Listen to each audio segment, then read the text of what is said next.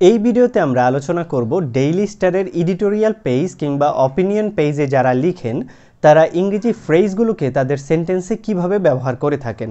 তো আজকে আমরা ডেইলি স্টারের যেই সেন্টেন্সটা দেখব সেটা হচ্ছে every month Bangladesh witnesses a tragic procession of lives lost and irreparably altered due to road ক্র্যাশেস।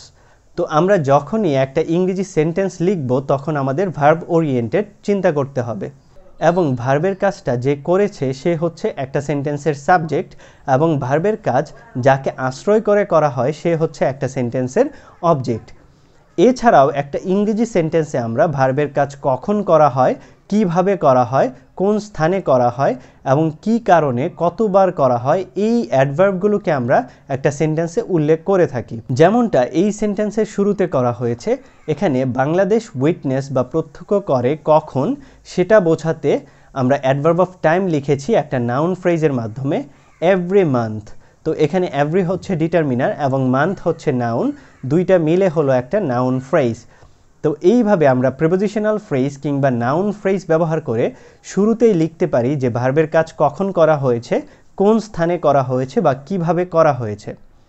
এরপর আমাদেরকে সেন্টেন্সের সাবজেক্ট লিখতে হবে এবং এরপর ভার্ব অবজেক্ট লিখতে হবে, কারণ আমরা জানি ইংরেজি sentence subject plus verb plus object এই স্ট্রাকচারে লিখতে হয়। তো প্রথমে আমরা অ্যাডভার্ব অফ টাইমটা লিখেছি, এখন কমা দিয়ে সাবজেক্ট লিখব বাংলাদেশ। তো বাংলাদেশ উইটনেসেস বা প্রত্যক্ষ করার কাজটা নিজে করে, তাই এইখানে সাবজেক্ট হচ্ছে বাংলাদেশ এবং এরপর উইটনেসেস মেইন ভার্বটা আমরা লিখলাম যেটা প্রেজেন্ট ইনডিফিনিটে লিখেছি এবং এর শেষে এস বা ইএস দিয়েছি কারণ হচ্ছে বাংলাদেশ থার্ড পারসন সিঙ্গুলার এবং এভরি মান্থ যেহেতু বাংলাদেশ উইটনেসের কাজটা করে তাই এটা নিয়মিত করে এমন একটা কাজ এবং নিয়মিত করে কোনো কাজ আমরা প্রেজেন্ট ইনডিফিনিট টেন্সে লিখি। তো সাবজেক্ট ভার্ব লিখার পর আমাদেরকে এই সেন্টেন্সের অবজেক্ট লিখতে হবে যেটা হচ্ছে এ ট্র্যাজিক প্রসেশন। এইটা একটা নাউন ফ্রেজ, এখানে প্রসেশন হচ্ছে মিছিল যেটা একটা নাউন এবং এইটা দুইটা অর্থে ইংরেজিতে বসে, একটা হচ্ছে মিছিল এবং দ্বিতীয়টা হচ্ছে কোনো কিছু বারবার ঘটা বা সামনে আসা এই অর্থে। তো এই নাউনটাকে প্রসেশন মিছিলটাকে আমরা প্রিমডিফাই করেছি একটা অ্যাডজেক্টিভের মাধ্যমে যেটা হচ্ছে ট্র্যাজিক, অর্থাৎ এই মিছিলটা হচ্ছে করুণ বা মর্মান্তিক। তো এই ট্র্যাজিক ওয়ার্ডটাও আমরা দুইটা অর্থে ইংরেজিতে ব্যবহার করে থাকি। প্রথমটা হচ্ছে মৃত্যু সম্পর্কিত কিছু বোঝাতে যেমন মর্মান্তিক বা করুণ, এবং দ্বিতীয়টা হচ্ছে ট্র্যাজেডি বুক বা চলচ্চিত্রের পূর্বে আমরা এই অ্যাডজেক্টিভটাকে ব্যবহার করতে পারি এবং এই অ্যাডজেক্টিভটার পূর্বে আমরা একটা ডিটারমিনার দেখতে পাচ্ছি সেটা হচ্ছে আর্টিকেল ডিটারমিনার এ।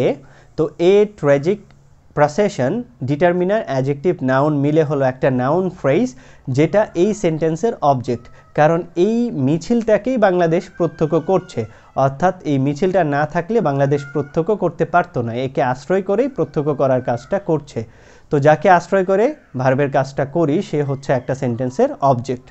এই প্রসেশন নাউনটাকে আবার প্রিপোজিশনাল ফ্রেজ দিয়ে একটা পোস্ট মডিফাই করা হয়েছে এই মিছিলটাকে আরও নির্দিষ্ট করার জন্য, যেখানে অফ হচ্ছে প্রিপোজিশন এবং লাইভস হচ্ছে নাউন। তো একটা সিঙ্গেল নাউনও একটা নাউন ফ্রেজ হতে পারে, তার উদাহরণ হচ্ছে এইটা। তো এখানে লাইভস হচ্ছে নাউন ফ্রেজ, অফ হচ্ছে প্রিপোজিশন, দুইটা মিলে প্রিপোজিশনাল ফ্রেজ যেটা মিছিলটাকে নির্দিষ্ট করছে যে মিছিলটা হচ্ছে জীবনের মিছিল। এবং এই প্রিপোজিশনাল ফ্রেজে থাকা লাইফ নাউনটাকে আবার মডিফাই করছে দুইটা অ্যাডজেক্টিভ ফ্রেজ, একটা হচ্ছে লস্ট এবং দ্বিতীয়টা হচ্ছে ইরিপেয়ারেবলি অল্টার্ড, অর্থাৎ অপূরণীয়ভাবে পরিবর্তিত। তো এই জীবনটা হচ্ছে লস্ট, হারিয়ে যাওয়া। তো জীবন যেহেতু নিজে নিজে হারায়নি তাই অ্যাডজেক্টিভ হিসেবে আমরা পাস্ট পার্টিসিপল ব্যবহার করেছি, অর্থাৎ V3 ব্যবহার করেছি। তো আমরা জানি present participle verb plus ING এবং V3 অ্যাডজেক্টিভ হিসেবে ইংরেজিতে ব্যবহার করা হয় এবং যখন যাকে মডিফাই করছি অর্থাৎ লাইফ নিজে এই কাজটা V3-র কাজটা নিজে করতে পারবে না তখন আমরা V3 ব্যবহার করব এবং নিজে করতে পারলে আমরা জানি ভার্ব প্লাস আইএনজি ব্যবহার করি। এই বিষয়গুলো এর আগের ভিডিওতে আমি আলোচনা করেছি, আগের ভিডিওগুলো দেখে এরপর এই ভিডিওটা দেখার অনুরোধ করব। তো ইরিপেয়ারেবলি অল্টার্ড, এখানে অল্টার্ডও একটা পাস্ট পার্টিসিপল যার অর্থ হচ্ছে পরিবর্তিত হয়ে যাওয়া।